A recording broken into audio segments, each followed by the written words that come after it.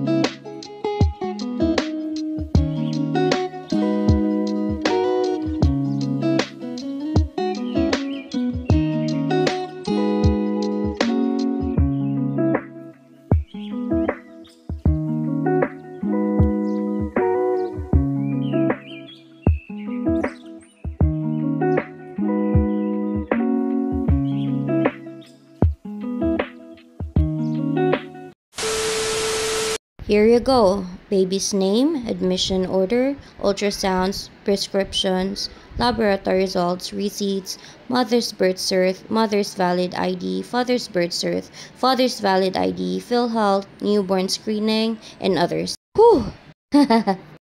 This one's for the receiving outfit. Day 1 outfit. Day 2.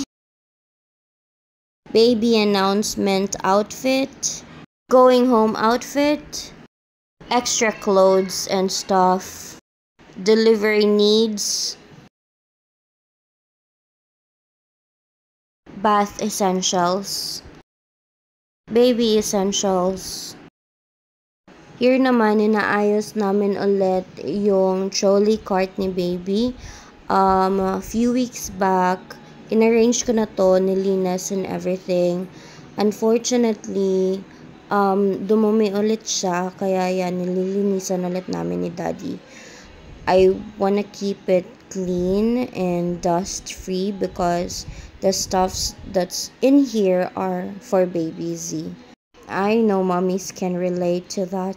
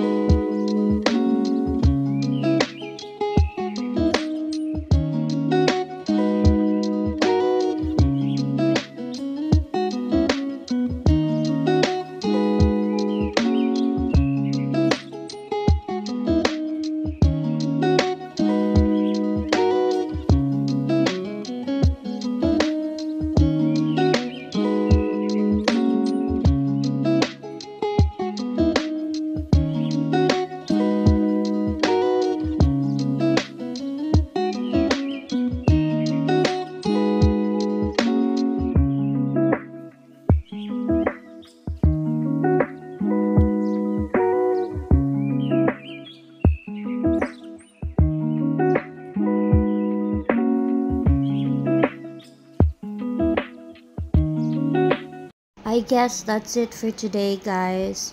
Sobrang napagod kami after doing this. Kasi talagang it took us a couple of hours to be able to finish.